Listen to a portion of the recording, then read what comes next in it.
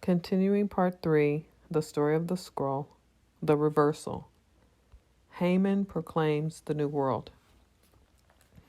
Now Haman is to assist Mordecai in putting on the royal apparel. Mordecai cannot believe it yet. He still imagines it is a willful game of the forces of development, but it becomes clear to him. Just as after having been left speechless and having asked his questions afterwards, things become clear to Haman. Now, Mordecai allows Haman to prepare him for the proclamation in the world of the reversal. What was enacted in the palace and at the gate is now going to expand over the orbs, is now penetrating to the exterior. Thus, Haman leads Mordecai through Shushan. The world of the forces of development still cannot comprehend it. Ancient lore has it that Zeresh, Haman's wife, thinks that it is Haman who is being taken round by Mordecai as the servant. Her daughter too thinks so. How could they think differently? In order to put Mordecai to added shame in this new world, they throw fig seeds over the man leading the horse, thus striking Haman. When the daughter finds out what she has done, she throws herself down and perishes. She that had been destined to become the wife of Ahasuerus when Haman had Vashti put to death. Everything is seething and swirling now. Everything is turned upside down. Haman comes home shattered in mind, befouled by his own wife and daughter who had meant it for the Jehudi. Mordecai returns to his palace at the gate, clothes himself again in sackcloth and ashes, keeps fasting as before. For the 3 days have not passed yet, and the verdict to eradicate the Jehudim is still effective. The messengers of Ahasuerus travel even farther into the new world with this verdict of the eradication. The exodus from Egypt has been effected, but the sea of the end has not yet been traversed. Egypt is still in pursuit. People are still eating the unleavened bread, the lean food of poverty. Manna is not yet. All the same, when Haman discusses the situation with his family, they are aware of a new world that has broken through. Amalek knows Jacob. He recognizes the pattern of the events. He knows that once he falls, he will be smashed. For it is true for the Jehudi that once Amalek is recognized, once they drive him back, Amalek cannot possibly arise again. The Jehudi have merely got to give this thrust and not, like Saul, cherish pity, self-pity, when the forces of development, things leavened, have to be eradicated. Now, it is Easter. Things leavened have been taken away, and Amalek with them.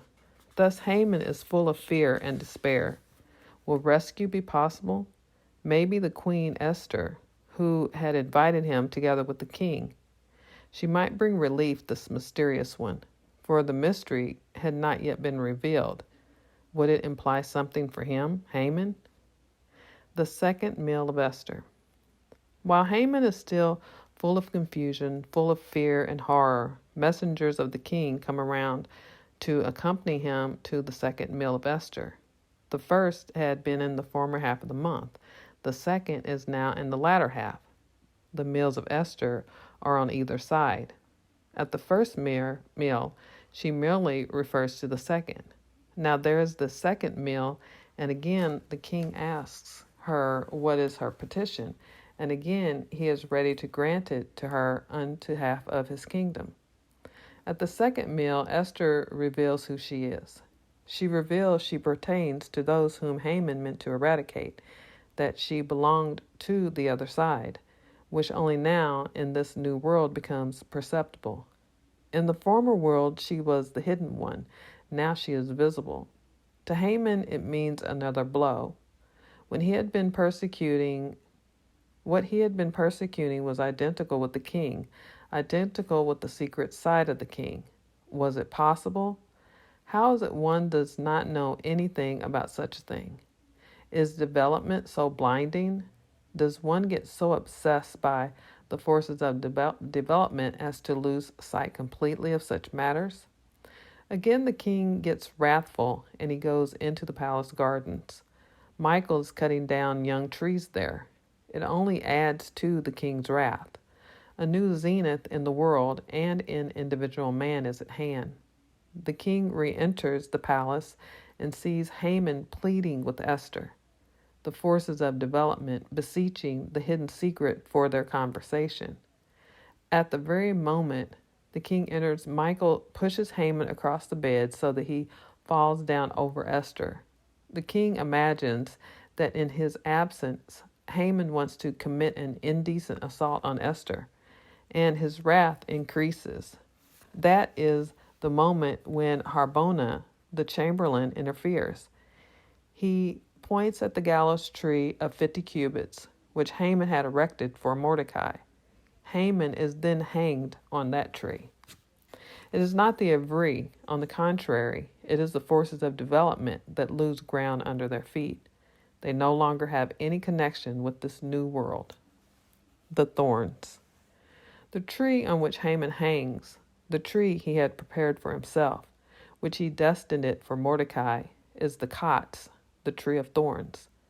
Thorns are the covering which close off the entrance to the secret. Hidden under the thorns is the Shoshana. All the trees were willing to serve as the gallows that Haman was to be hanged at. For everything in creation knew that it was not Mordecai, but Haman that was to be hanged. Man only did not know, for man might act for nothing. In the end, the Kotz was chosen. Even in the 6 days of creation, the thorn was made ready for this purpose. Haman ever chose for the exterior, ever wanted to close off the entrance to the secret. In the end, he is hanged on that tree. It was his fate. It was his destination. The forces of development take an end. They are no longer needed for this world. At the time of creation, the thorn too arises. The thorn that protects, closes off, has a deterrent effect.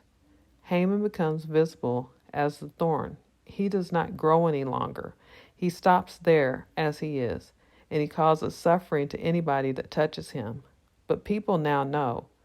The thorn has its function as the bearer of Haman, the thorn which hides the Shoshana, the Esther, in the center. In the new world, everything is reversed. In the new world, everything is now reversed. Mordecai now takes the place of Haman. He receives the king's ring. The messengers who had departed on the 13th of Nisan are now overtaken by new and more rapid messengers who starts from the Siwan on the 23rd day of the 3rd month. In the end, there is the destroying on the 13th of Adar, all the same. But this time, those that hate the Jehudim are as if paralyzed, and it is they who are now eradicated. The first message of Ahasuerus was not quite clear. It proved correct insofar that actually destruction was carried out. The only thing was that there was some uncertainty who were going to be the victims. Everything pertaining to the forces of development is now gone. The 10 sons of Haman are killed with the others. Haman himself is hanged on the 16th of Nisan, i.e., the 4th day in the thick of things. For the Jehudim there was light and rejoicing, gladness and honor. Another world had come, indeed. In this way, the story of Esther gives expression to emancipation. All values are reversed. One does not quite understand the situation oneself. People are awake, yet they think they are dreaming. It is an intoxication of another different character. Yet the exile substantially continues. King Ahasuerus remains king. Porosumodai remains the law. The only difference is that now Queen Esther is visible. Mordecai, the Jehudai, is administrator of the law. The Jehudim are honored. But what has actually happened? What has happened to man and the world? How is it expressed in our present-day reality? For one of the principles now is that what has taken place remains preserved throughout the exile. The story of Esther must be read every year. Purim is a yearly returning event. The month of Adar has been marked by this event of Purim until the present day, just as the struggle with Amalek is commemorated every day, because it is a fact every day anew. So this very story of Esther remains a vital event throughout the exile.